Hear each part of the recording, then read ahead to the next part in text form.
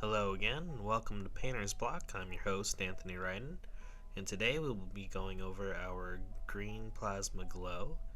It's going to be all brush, and I'm going to show you how to boost this green. First paint we're going to need is titanium white, and I do apologize, this is one of my previous shots from before I fixed my camera setup, so it's a little off, but I do have some good shots in here too. And first we're just going to grab our tiny dry brush or tiny makeup brush, whichever you have, but we're just going to apply this all over the little area in the back of the gun. Just anywhere that you're going to have glowing, you're going to want to base with white so that our true value of colors can go through. And then I use Hexwraith Flame, but you can really use just any deep green. I tend to like these contrast paints a lot because you can just get a lot done with them really fast, but you can use anything. And just kind of get something that can be a little wet so that you can blend it a little easier. And I'm just going to apply this to the midsection of the gun, kind of applying a really nice base to that green. And yeah, we're just going to keep on going through, and it takes a couple of times just because we are using a contrast to really pop that color that I want. So I just go around and I kind of just evenly apply, keep tapping it around. And I am just tapping it, I'm not really brushing too much at all, I'm just tapping it in, getting these this green value all over this gun and concentrating it towards the center. Moving on to Tesseract Green, we're just going to apply this to this next area after our Hexwraith Flame in between that and the white, these two sections that we created.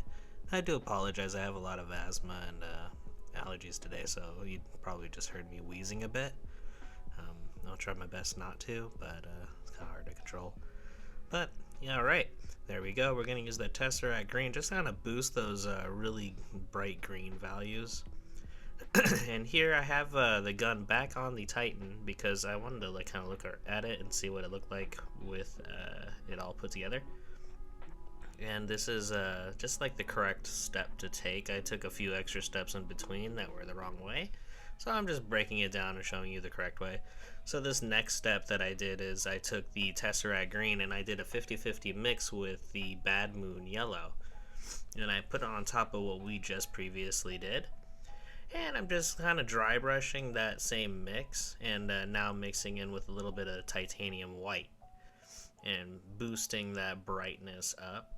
And this isn't going to be our true value yet. First we're going to just increase our value of our white spectrum or our lighter spectrum, and then we're going to add in a yellow hue, which is actually brightening our green, because white lightens it but it doesn't brighten it. Yellow is going to brighten it.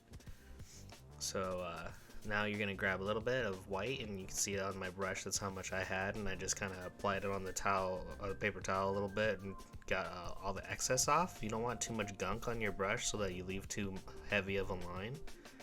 There you have it. We have a nice little kind of like blown out, like if you look at a picture it's blown out. If it's really bright, that's what it would kind of look like. You could stop there and then just have that type of glow. A lot of people tend to like that type of glow. I like a neon type of glow. There's two different kinds really, or a lot of different kind of glowing effects, but I like that neon effect, so I'm gonna keep going a step after this, but this is probably a good place to stop too if you wanted. Now you're just gonna go around and make sure you got all your highlights, but I'm just gonna go and make sure it looks extra theatrical. Now, a lot of people complain about OSLs and whether or not they're very realistic or not. And I like to draw back to when we're dealing with art. Generally, there is realism, or there's for more like a theatrical appeal. And we're going to go for more of a theatrical appeal because I want you to walk by the model and really notice what I'm doing here, where realism might not actually do that for you. Just keep in mind whenever somebody says that something is not realistic, things don't have to be realistic, they can be theatrical, and that would be great too. So I also hit the nozzle of the gun just to make sure to brighten it up, and I'm grabbing a little bit more of that white, and then I'm just going to really boost this lightness that I have. That way when I add the brightness with the yellow, that it'll really pop. And I'm just going to dry brush this around. forget to get the underside of the gun too, or whatever weapon you're working on. Just make sure to try to get two sides if it would be radiating from both sides, or if there's a chamber like I have on the inside, just try to pop that out a little bit. And I'm gonna pop this little nozzle over here too, and just make it look a little bit extra radiating. There we go. Yeah, just keeping in mind that I have all of my Chameleon flakes reflecting green mostly on that side, just to give a little bit of a different type of OSL. There I have my Bad Moon yellow, and I'm just going to grab some of that and I'm going to apply that over those light areas. I did lose the footage for it, I do apologize, but really I just grabbed the Bad Moon yellow and I put it on those light areas, and that was it, a very thin layer. And then I grabbed the Brilliant Shine Gloss, and I'm going to put that all over and just brighten all of these colors that we just applied. This is the secret sauce we use in a lot of the episodes, and this is just usually used to brighten up areas. It usually makes things look a little liquidy or shiny, so you want to use it on things that you don't mind looking shiny. I imagine these are like plasma rods, so I don't mind them looking a little plasma-y or like glossy. And it's actually going to give us a lot of our midtones back, or any of these colors that tended to dry because acrylics dry. When they dry, they fade. So this will bring that back out. And there you have it. Yeah, there we go. It's definitely glowing a bit more now. Just going to apply that gloss to all of my little areas. There we go. And now we're going to move on to a little bit of extra stuff. I'm going to play with a little bit of Chameleon flakes. Now this step you don't have to do at all. I'd honestly say maybe don't even do it, because I kind of like it and sometimes I kind of don't. But I just wanted to show you what you could do with a little bit of extra fun, and just if you have a little bit of these Chameleon flakes lying on the side, just to experiment. Don't be afraid and play with it. It's our new fun toy. I just wanted to put it in the middle because I figured these dark Chameleon flakes might be able to accentuate those bright tones that we just put on top of the plasma. Or I guess this is a microwave gun I actually found out from Reddit. So I just have green microwaves. And we're just going to use a dirty brush that you just have lying around that's not going to be used for anything else, because this glitter is going to stick, especially since that gloss is on there. And I have a really bad one that's just covered in glitter. This is the only one I use on glitter, and it's basically pointed now at this point, and it's pretty great. If you like anything that you've seen, by the way, please leave a like and subscribe, and follow us here on YouTube, Reddit, Instagram, Facebook. I really appreciate it, and make sure to hit that notification bell. It really helps me motivate me and get more stuff out to you and put out good content. Well, there you go. I'm just grabbing some gloss, and I'm grabbing that Chameleon flakes, and I'm just evenly applying it to each of these edges and trying to get it inside and just create a little bit of something, a little extra something. Looks kind of fun.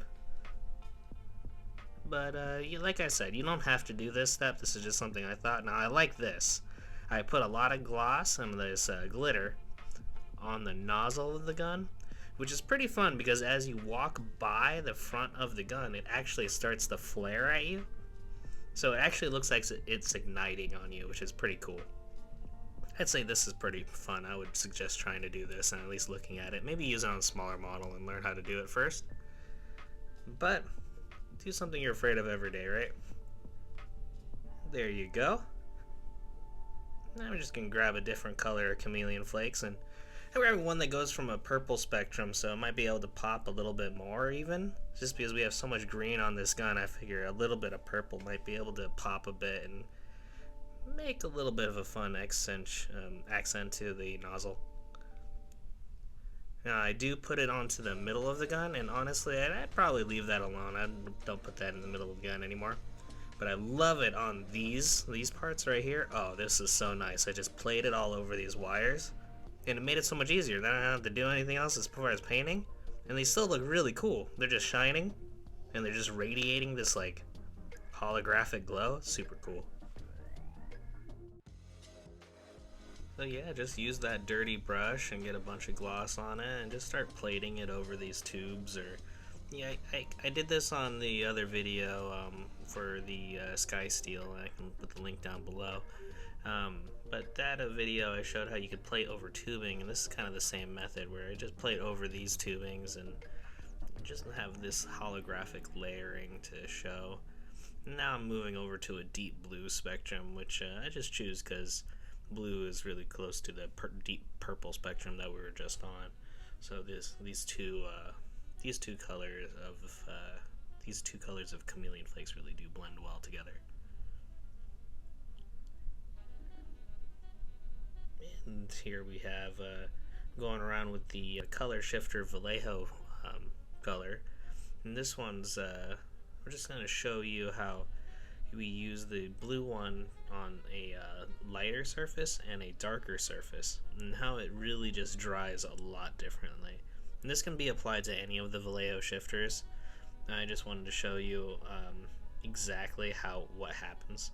Is it the true color comes out with the dark primer, these ones, which are a lot nicer, and then back here these ones, the lighter ones, those were with the lighter primer. They're the metal primer. They didn't pick up as well, so whenever using those Vallejo color shifters or any of those color shifters, just make sure to go over a dark primer. And here you have it, our Plasma Glow basic tutorial, and with a little bit of spice with the Chameleon flakes and color shifters, just to add something to your day. And I hope you enjoyed yourself here and you learned anything new, and if you did, please follow us and like us, and I hope we helped you break your painter's block.